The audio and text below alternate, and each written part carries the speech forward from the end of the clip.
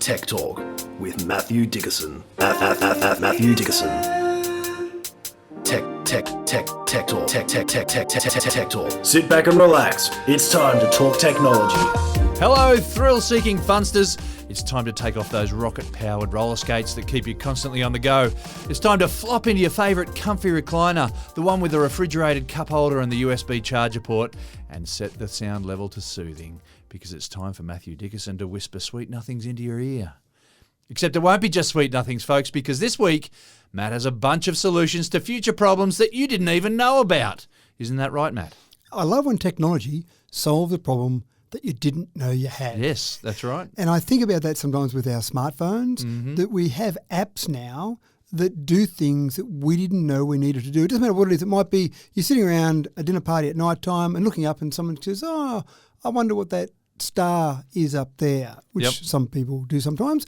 And then there'd be all the experts around the table who'd be guessing, knowing, whatever. I just pull out my sky map. That's right. You pull it out and go, oh, well, that's there. And actually there goes a satellite across the sky. And there's, well, if we look in there, we probably can't see it, but there's a planet over there. And you can see Mars through the middle of the Earth. That's right. Yeah. We didn't know we needed to do all that until we had a smartphone that could do all that for us.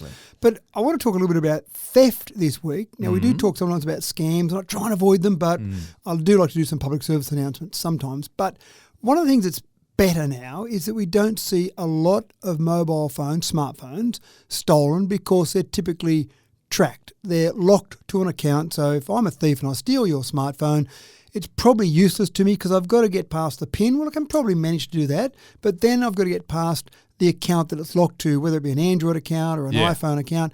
That's a bit harder to work out how to get past that to make the phone of any use to me whatsoever.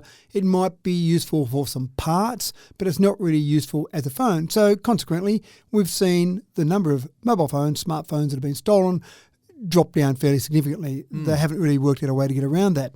Now, cars are still being stolen, and unfortunately, I think social media's got a little bit to do with it. I don't have a lot of data to back me up on this one, but you do see some people who like to post some things they do on TikTok and on social media, different sites, where they've stolen a car and they go and do silly things, drive too fast or go and do burnouts or whatever they might do with it. Exactly, yeah. But now, the good part is that I think it's going to get harder and harder to steal a car because you've got a phone that first of all gives you entry into the car, but secondly allows you to track that. And there's been two incidents that I've seen lately. One was from a famous tennis player in Australia. His mother was driving his Tesla and someone held up his mother. This is in a major capital city, unfortunately, and said, give me the car and, by the way, give me your phone because I know enough about these cars that you need a phone to make it work. So he stole the car and the phone, but of course the lady just got in touch with her son and her son on his phone could track the car. Just track the car, yep. That's right. And I heard about a friend... have you got the capacity to speed limit them as well? Can you turn the speed down to like 5 k's an hour, I think? I don't know how low you can turn it down, but you can certainly speed limit them, but I'm not sure if you can do that while it's going. Right. I know you can because I know when I've given it to my children, I can speed limit it and I can actually get a warning when they go over a certain speed. Yeah, okay. So you could do that, but while they're driving it, maybe not so much. But I had one the other day where a friend of mine had 2 Teslas stolen. They had 2 Teslas in the household. Both got stolen. I won't go into the detail about how they were stolen. Yeah, you can't hotwire a Tesla. No. It's like you're having a computer on wheels rather than having a car that's driven by a computer. Correct. There's no ignition that you stick a screwdriver in and turn it, or as you see in the movies, you just put your hand under the dash and rip out a few wires and patch them together and a spark goes and off they go. It's a bit more complicated than that. But these 2 that were stolen, this particular friend of mine basically on his phone was tracking exactly where they both were, on the phone to the police saying, yep, they've just gone up this street, yep, they've just turned left on this street, they're doing 80 k's an hour now, so the police could follow them. Unfortunately, they were a bit trapped and they ended up ramming the police car, which wasn't good for the police car, wasn't good for their car. But the joyride lasted all of about 10 minutes because the police could get onto it very quickly as to where they were. So that's a good warning. We don't have many thieves that listen to our podcast because obviously everyone that listens to our podcast is a nice, honest, genuine person. Exactly. But if anyone happens to filter it down to the thieves out there, then don't waste your time stealing a modern car because you've got the ability to track where it is all the time. Bingo. And it seems a bit pointless, doesn't it? You get a 10-minute joyride, you ram into a cop car, and then you spend some time with free accommodation. Yeah. All right, better move on. Flicking through the table of contents today, I can see that we've got some goodies for people who, like me, love their nostalgia. I don't want to give away too much here, but if you ever owned an Atari, then get ready to squeal like a toddler on Christmas morning. Now, more stuff under the heading of Toys for Grown-Ups. There is a new Model 3 Tesla with some extra features that'll make you squeal like a toddler on Christmas morning. And if you like to squeal like a toddler on Christmas morning and robotics is your thing, then we've got 2 or 3 stories coming out of this clever little industry as well. Like our first story for today. Now, picture a messy bedroom in your home. What are your first thoughts there, folks? Are you just want to shrug your shoulders and give it a solid meh? Or does the mere thought of one of your bedrooms being unkept get you all jittery like you want to go and yell at a teenager or something? Personally, I'm not folding up or putting away any pair of shorts that I thought that I've just taken off because I might want to use them tomorrow.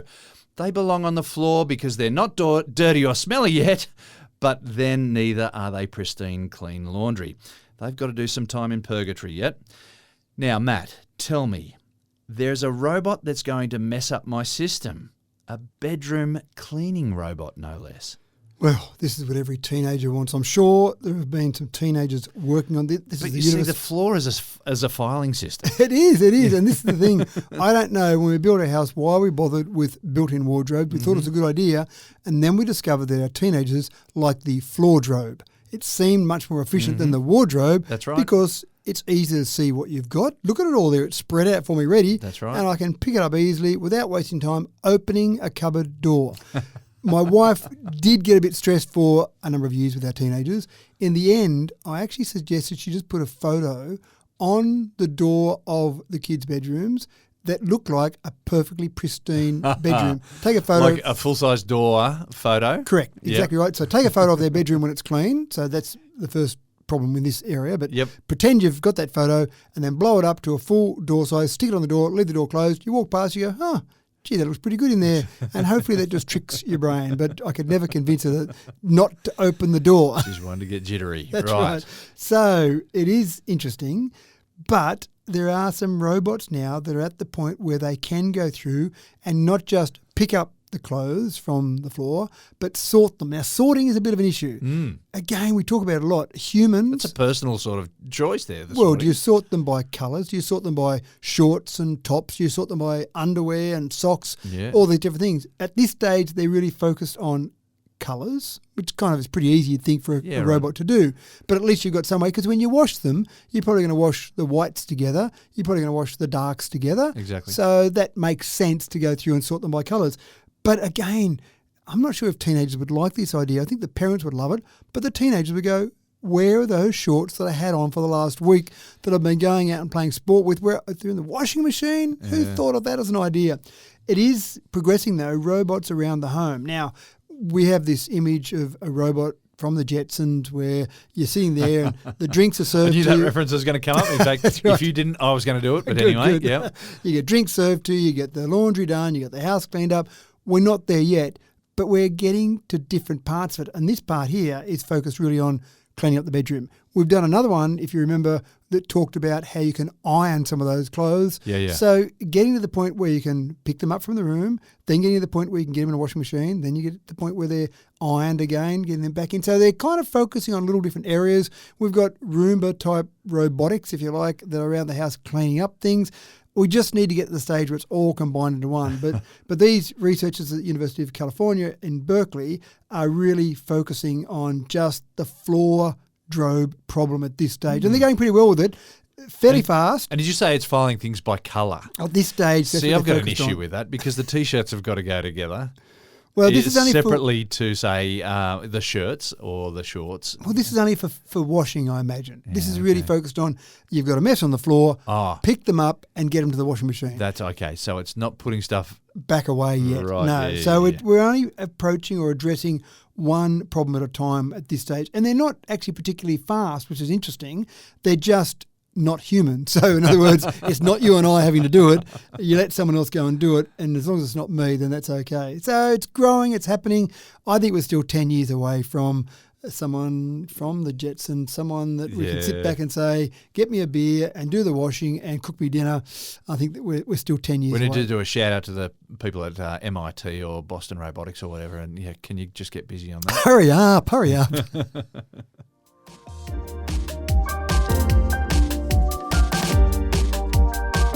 Now, if you've read a bit of Sherlock Holmes, you'd know that a good sleuth loves to size up a decent footprint or two. Well, in 140 years, forensic science may have come a long way, but investigating footprints is still a big thing. And some new tech is now being employed by the West Yorkshire Police, and they're breaking new ground in matching shoe prints to suspects. Hello. What's all this then, Matthew? Well, I actually think it's Cinderella. It's the Cinderella story, okay. and I'm sure they're going to call the technology Cinderella somewhere, because it just the first thing I thought of when I was researching this one was Cinderella. One of the things that crooks have worked out is that a lot of places have CCTV. So if they walk in, smiling away as they go to break into a place, they're probably going to be able to look at that face and they're going to say, we know that person. Therefore, when you see robbers now come in and steal things, they've got a hoodie on, maybe a mask on, and they've maybe got dark clothing on that they don't really see as recognisable. Not as if, I saw him with a Boston Red Sox shirt on, let's go and find a Boston Red Sox fan. It's really something where you cover up as much as you can. But what the thieves haven't gotten onto, and again, we know thieves don't listen to our podcast, so it's okay to talk about it here, is they don't bother covering up their footwear. So what the clever people at the UK police are doing is they're saying, let's create some 3D shoe models from what we're seeing on the CCTV. Yeah, right. So they're covering up everything else. They worked out that even their hands need to be covered up because they might have some distinguishing feature on their hand. They might have a tattoo on their knuckles, whatever. So cover all that up, but they don't worry about covering up their shoes. So what they're then doing is they're creating 3D shoe models. They know the size. They know the brand. So from all of that, they then go out, and I can imagine the police walking around with a shoe model. Now, James, just trying this shoe. Oh, that fits. Okay, where were you on the night of the 27th? So it is a bit like Cinderella. Yeah, okay. And so they're taking this information. Now, again, the critical thing in this is not to use this as the final part of the solution. And the police keep talking about that. These tools they're creating, whether it be facial recognition or shoe recognition, is a great way to help narrow down the list of suspects and then do some good old-fashioned police work. Okay, where were you? Can you tell me about this? Let's have a look in your home. Oh, you seem to have a nice new TV. Where did that come from? That type of good old-fashioned detective work. But this is a great way to just narrow down the list. The equipment for this is pretty cost-effective. They're talking about £500 to add this equipment onto some CCTV footage that you've already got. Now, again, assuming you've got the CCTV footage, you feed it through this system and then it'll say, okay, this brand shoe, this size, go out and look for someone wearing those. And you can imagine the police now just walking around looking down everyone's shoes, trying to forget the face, forget anything about the rest of the person. Yeah, looking just at checking shoes. your shoes. Hold on, how long have you been wearing those shoes for? So I think it's quite clever. That is really clever. Unfortunately, the thieves will probably get to the stage where they start putting booties on or something else on there. And again, I've seen police do it where they look at someone's gait and they say, oh, I know someone that walks a bit like that. There's a funny little step they've got there. I reckon we might be able to identify that person, but you really have to know your crooks to know that. In this case, you don't have to know them that well. You just have to look for someone that wears those same types of shoes. Pretty good chance they're probably going to be wearing the same shoes the next day, the next week they were on the night of the robbery. They're not wearing the same dark hoodie and mask, but they're probably wearing the same shoes. So it's a pretty clever way of going about it. Very clever indeed.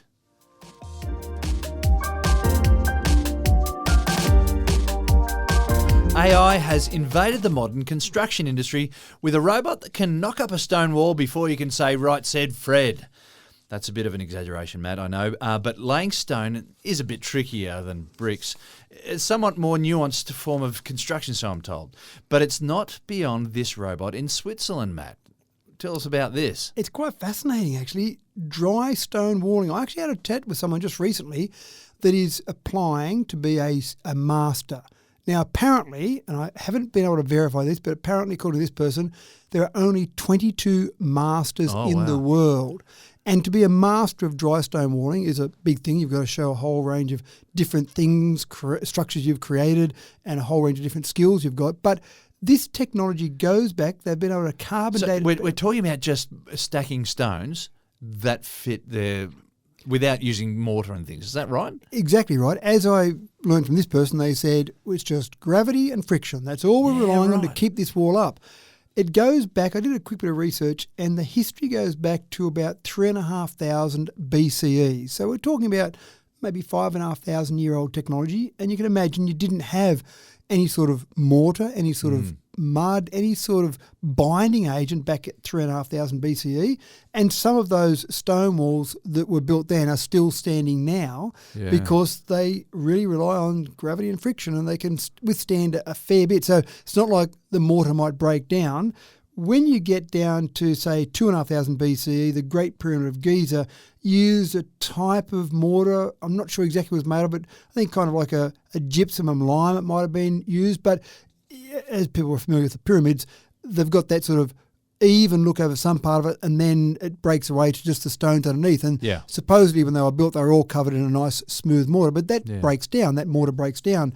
Whereas dry stone wall, it doesn't break down. It's just relying on those stones, which don't change much in shape, and then gravity and friction, which hasn't changed much over the years.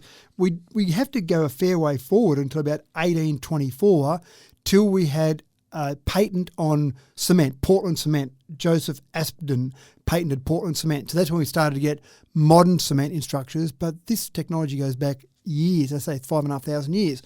It's still used today, sometimes for walls, sometimes for structures, call them different artworks, if you will, but they're actually still used today. Sometimes people like the look of them. Sometimes people think it's practical to build with this method, but it's hard work. It's technical work. And as I said, there's only 22 that I know of masters in the world. So you can't just go and grab someone from the corner and say, can you come and help me put a dry stone wall together? Stack some bricks together or some stones together. And see if it stands up. In Switzerland, obviously they thought, well, we like the idea of these dry stone walls, but it's pretty hard to find someone. So they've created an autonomous robotic excavator. Now, it's pretty clever.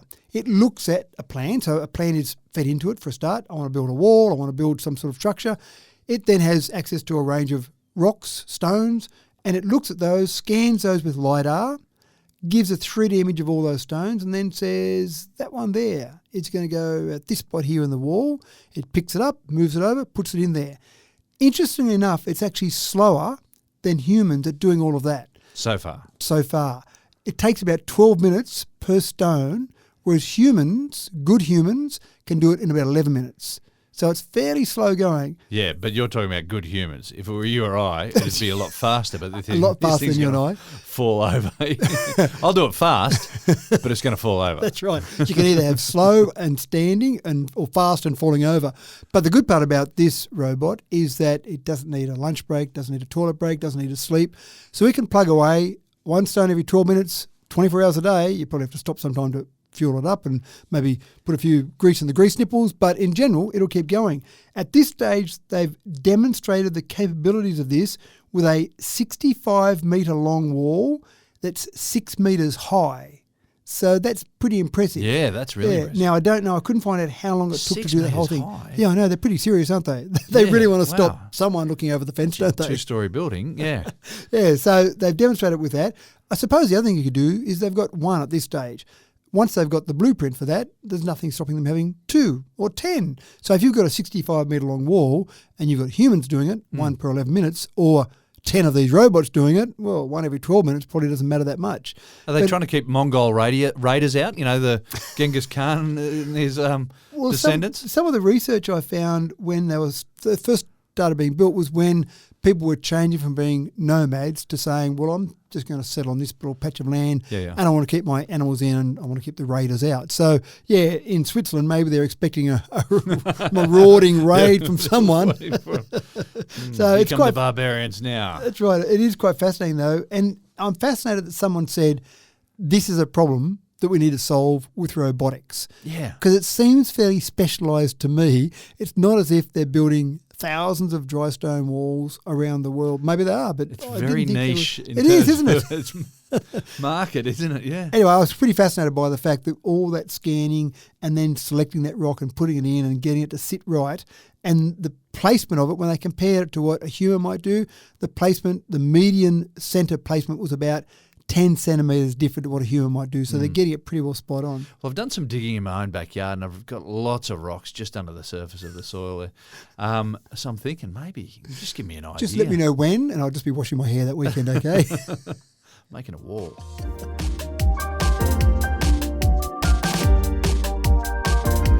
In an age where design is sleek and technology often melds subtly into the environment, it seems that there will always be a space for a bit of clunky tech nostalgia. The good old Atari 2600 Plus, in all its glorious 1980s kitsch design, has been re-released. Matt, you might say this is quite a bold move. It's got a very niche appeal, talking about niches again. It's looking at people like you and I, James. One of the things that I love about these type of things is that I can finally beat my kids on a video game. Yeah, you're right. Because they look at it and... Because you're an old dab hand. That's right. And the thing is, they look at some of these. So, for example, the Atari 2600 had some games like Space Invaders, Pac-Man, Asteroids, Frogger. And my kids look at that and go, that just looks like terrible gameplay. So they don't even want to invest the time in getting good at it. They just let me win. They don't even understand that you can't actually, there's no end point to it. You just keep playing it and keep playing it and playing it. And it'll get faster and faster. You'll never win it. You'll never beat it. That's right. So it was back in October 77 that the first Atari gaming system was introduced. It was called the Atari Video Computer System. A bit too long a name. So they gave up on that. Its product name was CX 2600. So they ditched the CX and said, it's going to be the Atari 2600. And that stuck, obviously. Numbers sounded like a good idea. The new one, though, has actually got some modern connectivity while retaining the old look and feel. Like, it's got switches that kind of click. Oh, they click. Not buttons that you don't feel anything. That's retro. That is. No haptic touch buttons here. It's got good old-fashioned switches that you know you've switched it. It's definitely switched, but it's got HDMI connectivity, because how else would you connect it to a modern TV, for example? It's got USB-C on it. So it's got the modern things that you expect to have on there, but really the look of it, if you looked at this compared to one of the old 1970s, 80s models, you would look at that and go, oh, it looks pretty much the same, because they've kept that look. And the cool part is you can take the old cartridges. If you've got the old cartridges left, then you can stick one of those in, it'll run those, or you can obviously get the new ones. You can probably download the new ones for it. My parents never bought me an Atari because they obviously didn't like me enough, so I always had to play my friends. One thing I noticed about the cartridges, though, is the artwork on the cover always looked 1,000 times better than the actual game. They didn't make it pixelated. There was a lot of promise gameplay in the cartridge. That's right. So it is quite funny, though, when you do see some of the old pixelated images, and again, my kids have laughed, this sort of stuff, and they look at it and they go, what is that? Yeah, how could you possibly have played that game there? And like, I think of Asteroids. You couldn't have got much simpler, could you, than Asteroids? It's a little white line. There's not much on there. At least Pac-Man, they had a bit of shape and they were filled in, but the Asteroids was just a triangle or a circle. It wasn't much. Space Invaders was a revolution because they had different shapes that were bouncing across the screen. Yeah, and different colours too. Different colours too, yeah. So, wow. It's funny, Frogger, I was overseas recently and there was a crazy road we were trying to get across, and there were a few people of similar vintage, and we said, this is like playing Frogger. And I didn't think about it till afterwards. I thought, if there were people a bit younger than us, they'd say, they would have been stuck. What do you mean? Well, they would have been stuck as well. They would have been stuck on one side of the road. That's a good point. You're right there. I think the skills that I used to get across that road, I learnt on Frogger. It certainly helped you to get across the stream that was on the other side of the road with the floating logs in it.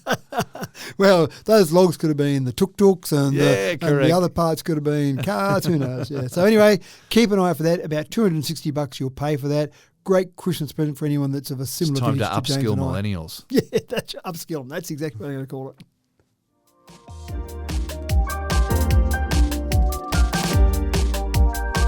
The Tesla Model 3 has had a facelift and it's turning heads in a big way. It's setting somewhat of a new benchmark in EV sales even. Matt's got a list of reasons for you to get in on the Model 3 action. One of the things that was fascinating when Tesla was first introducing some models of cars, and then a year or two went by and they were still the same car, other car manufacturers said, what do these guys know about making cars?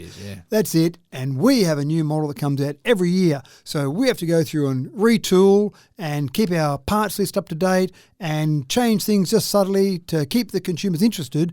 And Tesla said, well, that seems like it adds a lot of cost to your manufacturing, a lot of cost to your parts program, And really, do the customers really care about that nice little twist extra on the bonnet? Does that make a bigger difference? Different shaped lights. And is someone going to say, I bought the model last year, but look, that new light shape, I better go and buy a new model again this year. So maybe it didn't actually do much, and maybe Tesla was switched onto it all the time. Now, of course, they claimed their over-the-air updates was a way to keep the car updated, but you can't get over-the-air updates to change the shape of the bonnet, for example. Yeah. So that's not quite there yet. So Tesla have had the Model 3 since 2017, the same shape, so 6 years. It's been in Australia since 2019, so for the last 4 years. And I was a bit surprised, I must admit. I heard a couple of months ago they were introducing the Model 3 Highlander with some new things, new shape, new features. And I went, it's unlike Tesla to introduce a new shape. They were going to stick with that model forever. But they've done that, and they've actually made a few changes. And a little bit like the Hyundai Ioniq that we've spoken about before, just by changing the aerodynamics of that particular vehicle, they claim some extra range and some extra performance out of it with the same motor and the same battery. And that's exactly what they're doing with the Model 3. They say, first of all, they've changed the bonnet, they've changed the bumpers, they've changed the lights. I don't think the lights do anything from an aerodynamic point of view, but more futuristic look with the lights. And those improved aerodynamics have improved the performance and extended the driving range of it. So that's a good thing without changing the battery, without changing the motors on there. The interior's gotten some upgrades as well. Thicker windows. They've gone, of course, for windows that have got an air gap in the middle there. So you've actually got some quieter sound there, but they've actually gone for thicker windows now as well for a quieter cabin. You've got some things like some 8-inch touchscreens in the back for the kids. Because one of the things is... I actually wondered about that. Yeah, you've got this great big 15.4-inch screen in the front, but of course you can't play on that while you're driving. Well, you shouldn't anyway. No, you can't. It's, once you start driving, the games don't work. So that's, you're still controlling. But I wondered about that. Like, they'd certainly thought long and hard about what the travel experience was like for the people in the front seat, but not so much for the people in the back seat. So with that touchscreen in the back, you can there's heated seats in the back now. You can turn them on and off. You can change the climate control in the back, and of course you can play games on the back. So that's okay because the driver can't see the games in the back. So that's fantastic, and that's not that revolutionary. We've seen other cars that have had screens in the back seats, for example, to not so much play games on, but to watch movies on. The other part that's interesting is they've removed some of the controls from stalks and put them onto the steering wheel. So going into drive, turning corners, that type of thing. So they've changed that. And it actually tries to guess. So if you're going to drive or reverse, you do that on the screen. And it actually tries to guess which way you want to go next. So it automatically suggests which way you're going to go. So if you've got a car behind you and you jump in to drive off, it'll suggest going into drive for you, but you've still got to touch on the touchscreen. So I'm intrigued by that one. Yeah. It's going to use some type of change there to make it better. But again, it's all about that touchscreen. More and more controls are getting away from anywhere around the steering wheel and going onto the touchscreen. So that all sounds good. One thing I am really intrigued about, though, they've got the base model, so that's the two-wheel drive model, 513 kilometre range, 0 to 106.1 seconds. Then they've got the four-wheel drive model or all-wheel drive model, 629 kilometre range, 4.4 seconds to 100 kilometres an hour. And then normally you'd go the performance model. My wife's got the performance model in the Model 3, so that drops it down to about 3.1 seconds. And I looked for the specs on the performance model and I couldn't find the performance model. So either it hasn't sold very well, so no one's bothered, which I can't believe. Why wouldn't someone want to get to 100 kilometres an hour in 3.1 seconds? Surely that would be the main reason you'd buy one. When you're on the run from everything else. That's right. That's what you need. You've got to get going. So I figured that it hadn't sold that well, or maybe they've just released these two models and then they'll release the performance model at some stage in the future. So I don't know about that one, but at this stage, only those two models. So I haven't actually been able to jump in one yet. One thing that I do think is good is they've updated the shock absorbers. I did notice when I went from a Model S to a Model 3, it did seem just that little bit harsher. So they have updated the shock absorbers on there and they've updated the tyres as well for a smoother ride. So it's really just lots of little refinements, but it's keeping it ahead. They were already ahead, I think, but keeping it ahead of the rest of the game. So the rest of you car manufacturers out there, pull your finger out, give Tesla some competition because we want to see competition in the whole EV race.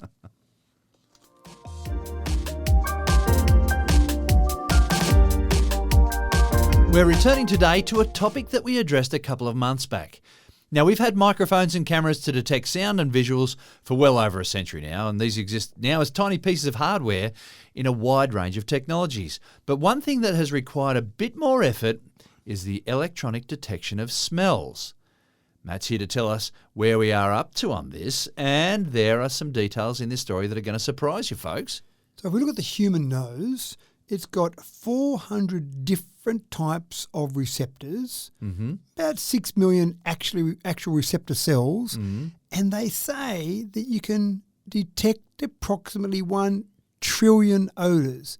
Now, I don't know how they worked it out. That's what I meant when I said there are some surprising facts here. What? Who's counted those out? That's right. Okay, I'm going to sit down with you. We're going to do some tests. And I want them labelled. That's right. I want you to, every different smell you have, put a number to it. So 1 trillion later. Let's start with strawberries. Okay, that's number one. Right. And I actually looked at that and I went, that sounds like just a made-up number. But I went and researched it with a whole range of different sites, and everyone said that at least 1 trillion different smells we can come up with. Start naming them. Yeah, that's right. I want to see 1, the list. 2, 3. Yeah. Now, to break that down and get some electronic ways of detecting that sounds interesting, but really what you're doing is you're taking a compound. So take a common smell that we know about that we all learn at school, H2S, rotten egg gas, if you like. Gas, yeah. So that's a compound. Now that compound has got a shape. If you can get that compound to fit into a socket, if you like, then surely you can say, oh, I know what that is. That's H2S because the shape fits into this socket that I've created. Yeah. But are you really going to create some type of electronic piece of gadgetry that's got 1 trillion different shapes ready to accept those different shapes into it? So your thing is like it's got to be the size of how many football fields, Matt? That's right, exactly right. So they've actually been quite clever. What they've been working on is identifying the important smells. And when I say important smells, the ones that are going to make a difference to our food health. So when we start to look at that, in the US, foodborne illnesses last year affected 48 million people. 128,000 ended up in hospital. 3,000 people died. And that's from the old, that food looks okay. I'm okay to eat it. Maybe it's a bit off, maybe it's not. Or just, I'm just going to eat that food without any thought to whether it's good or bad or indifferent. So that's something to be able to detect H2S. Well, not just H2S, but some bacteria that mightn't be good for us. Yeah. So that's where this whole story is focused, is if we could have some way of smelling the bad smells, the ones that are going to cause us problems, then that sounds like a good thing. Now, we've talked about it before with stickers on food, where it's trying to reduce food wastage, because we're going to err. If we see a bit of meat at the supermarket and it says used by the 1st of December, we're probably not going to use it on the 2nd of December, but it's probably okay till the 5th of December. That's right. But there's a margin of error built in there, and those stickers we talked about before were trying to get more accurate in when that food was no longer good for us by detecting some enzymes or some bacteria. And that's exactly what's happening here. By detecting various bacteria, so for example, salmonella. If you can smell some salmonella, then probably don't eat that particular bit of food. But if you can't smell it, then you can say it's probably okay. It doesn't have that problem in there. And so that's where this is all going, having some smells. Now, I thought you could do a couple of things. You could have it at the supermarket with some noses across the meat section and just have that there. If it detects any smell, then you can narrow it down, or at a restaurant or in the fridge. So you start getting these noses built into fridges, and suddenly its alert goes off and says, I can smell something, whatever it might be, in the fridge. You might know where it is, but then you can start to narrow it down and present food to the electronic nose, for example. It's all about trying to make us more efficient with the food supply that we've got, because we're getting more people, and it's tougher and tougher. Is a big issue. It is, yeah. It's tougher and tougher to produce enough food for all these people that we've got out there. So interesting. It's amazing that it has taken so long to get to this stage where we're getting sophisticated with electronic noses, though. I thought it might have happened a long time ago, but it's probably pretty tricky to actually get there. Yeah.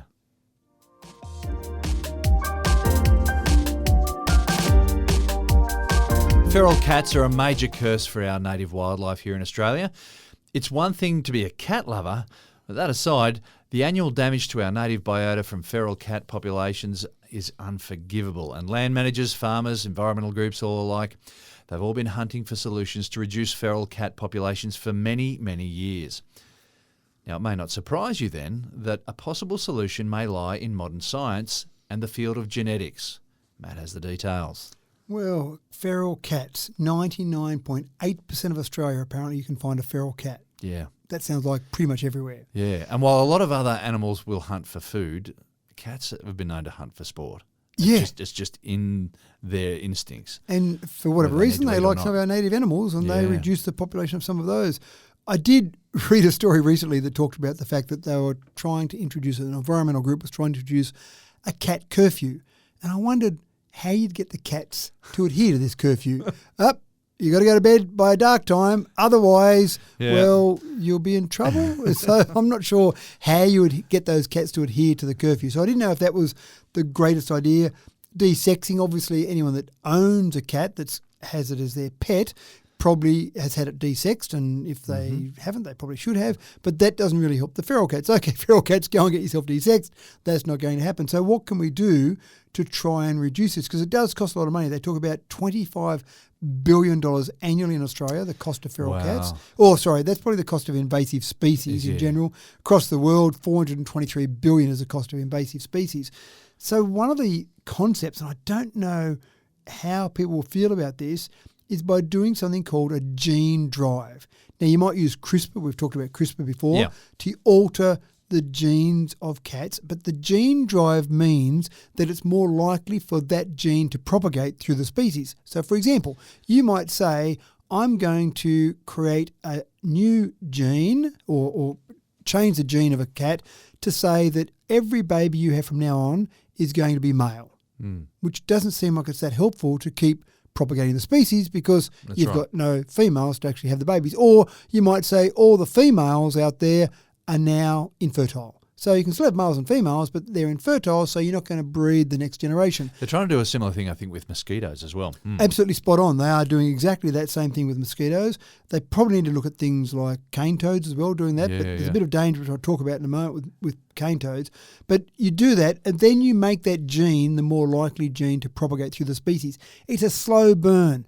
With rabbits in Australia, obviously many decades ago, they tried myxomatosis, and what a horrible way for those rabbits to die, and it didn't really work in the end anyway.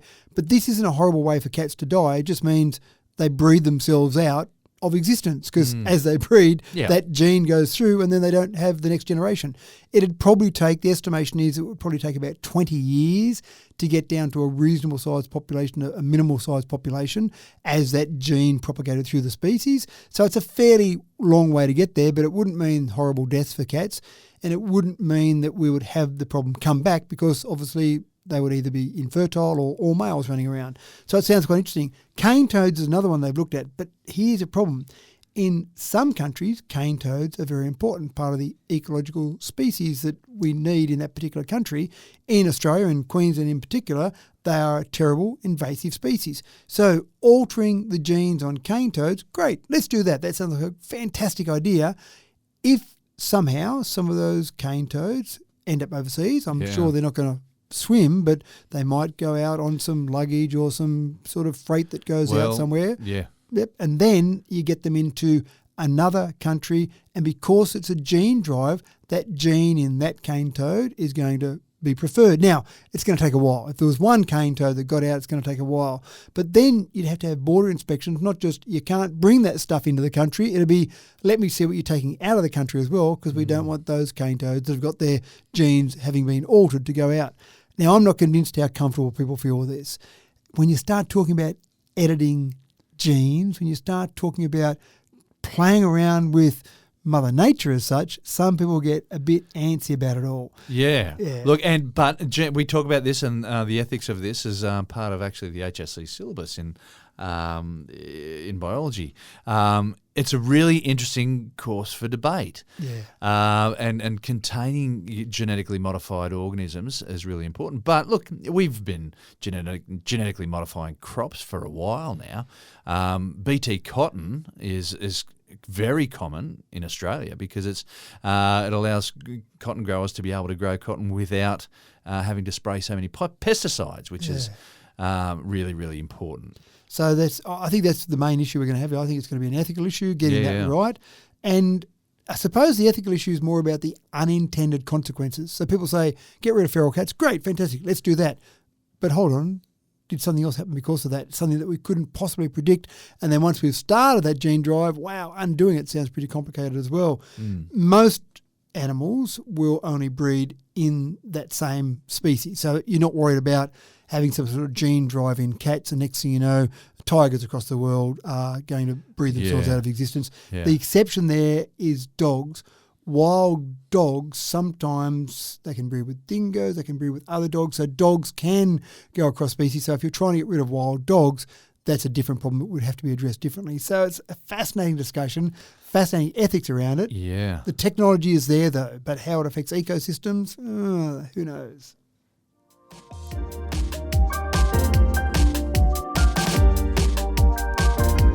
Today we're stepping into the future with a bit of a twist, or should I say a squidgy step. We're delving into the innovative world of TRACEPaw, where robot feet are getting a remarkable makeover. Let's tread into some tech terrain here, Matt.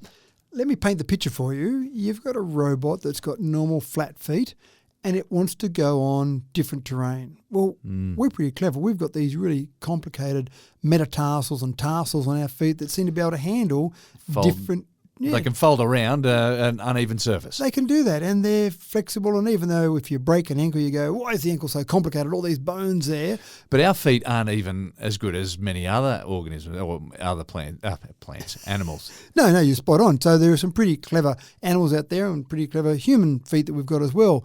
When you start talking about robotics, typically you see relatively stiff feet, and then how do they adjust to different terrain? It's all a bit tricky.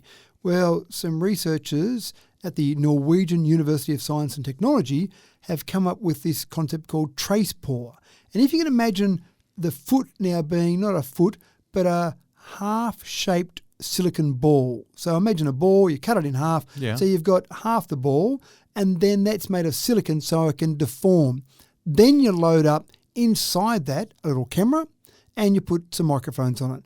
And then as it puts its foot down on different terrain, it deforms differently depending on the terrain. And then the camera picks up the different deformation and says, oh, I know what this sort of terrain is. Makes a bit of a noise depending on the deformation as well. And next thing you know, the robot can adjust the way it walks depending on the different type of terrain.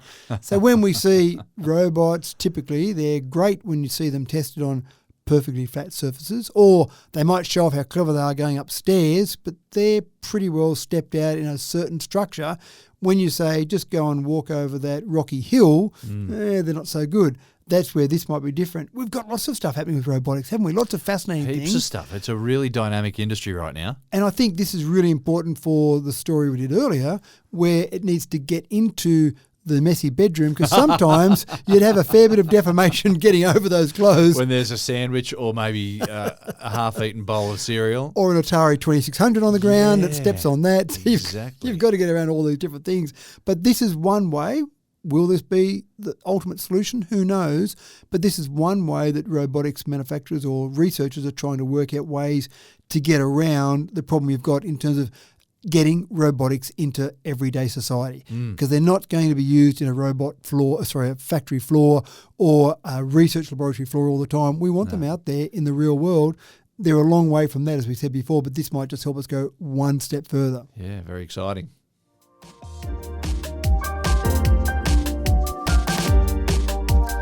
With ageing fossil fuel power stations all around the globe, all about to go belly up, well, maybe not all of them, but many of them about to go belly up, the modern solution to the current energy crisis is in diversification. So it's no secret that nuclear power is the most energy-dense form of electricity production that our current technology can provide. But setting up a massive nuclear power plant is enormously expensive, and there's a massive time gap between the all clear to get the building started and the first spark to flow out. But this might all change with a small module reactor, still able to power big areas, but without all the hubbub, Matt. Well, when we hear nuclear reactor, we think of China syndrome, maybe? Was that Gene Hackman? Oh, yeah, China it's syndrome? got all those Chernobyl and 3 Mile Island and all then these things. Fukushima. That's right. All these things that are massive issues because you've got massive reactors doing massive damage when they very rarely and occasionally go wrong. So that is one of the big arguments against nuclear reactors. We know they can produce power. We know they can do it relatively cleanly. You can produce a huge amount of power with not a lot of uranium. But again, people keep saying, well, we don't want to build another one of those, or we wait till fusion's right, or all sorts of things. But more and more now, organisations are saying, well, let's not try and go and build that massive nuclear power station. Let's go and build small reactors, small nuclear reactors that can still power smaller areas, but you could do it with more of them. So don't worry about building a couple to power an entire state. Build lots of them and distribute those around. And when you think about that, it probably makes it better from a distribution network as well. Mm-hmm. The average amount that I've read that you lose in transmission is about 13% of the power, because mostly power is generated in one spot and it's transmitted to a number of areas. Large distances, yeah. Yeah, distribute your power generation over a whole range of areas, and surely that's got to be better. I did get a lot of confidence in the fact that Bill Gates chairs one of the organisations that's actually looking at some of these small nuclear reactors. And I thought, well, Bill probably has got a bit of an idea about a few things, and he might have put some money in towards it as well. That might have been how he ended up as chairperson, but I'm sure he's pretty careful with his money. He doesn't like to throw it away. He's worked hard for it. So that gave me some sort of hope in there. And there's some other organisations, I suppose, that are talking about these SMRs, small modular reactors. Now, sometimes they can be as small as a container. A shipping container, yeah. A shipping container. So, and not always. They can be smaller than what you'd imagine, having huge, multiple stories, like 60-storey high kind of buildings there. But you think about a container, you think, surely not. But one of the great things about small modular reactors is the cooling sometimes can be done via the natural environment. One of the issues that you find with some of the disasters we've seen over the years is that if things start to get out of control, for example, you might have had a tsunami, you might have some breakdown in your electricity, then the cooling mechanisms might also break down, and that's when you start to get some major issues. But if you had a small modular reactor that didn't need a huge amount of power to keep it all cool, well, it's a pretty hard disaster to say that you're going to have something that will stop it from being cooled down. And obviously that's when you get some of those overruns in terms of the technology. Well, I understand, like Chernobyl, I think that was human error that that caused Chernobyl. I hope I'm right there. But and 3 Mile Island, I can't talk too much, but Fukushima was a major natural disaster. So with the computer technology that we have now, the Chernobyl effect, I understand, is now part of history. So nuclear power is very safe. The only issue really now is just getting rid of the nuclear waste, which is minimal when you've got a small reactor. Well, minimal compared to the amount of waste we produce from a coal-fired power station, for example. Absolutely. But what I like about it, if you did have a problem, let's say you had a distributed network of smaller nuclear reactors, if there was a problem with one of them, and presumably you're not seeing them in the middle of a city where you've got a huge population, you're still taking them into very sparsely populated areas, then surely you're affecting a lot less because you've got a very small nuclear reactor with a very small amount of some type of uranium type substance in there. So again, it seems like it's a smarter way to go about it. Now, is this happening in Australia? No. At the moment, the laws in Australia do not allow us to have nuclear power. The laws have to be changed, which they can be changed by our politicians. I haven't seen a lot of movement towards that with our politicians in Australia, but well, maybe... I think we'll be sitting back, as we often do, waiting to see who's doing it overseas and how successful it is before they tend to jump in. Yeah, that's right. Now, the other thing about this is you could power small or large factories, for example. You could drop one of these nuclear reactors in to areas where you just needed some power in a certain area.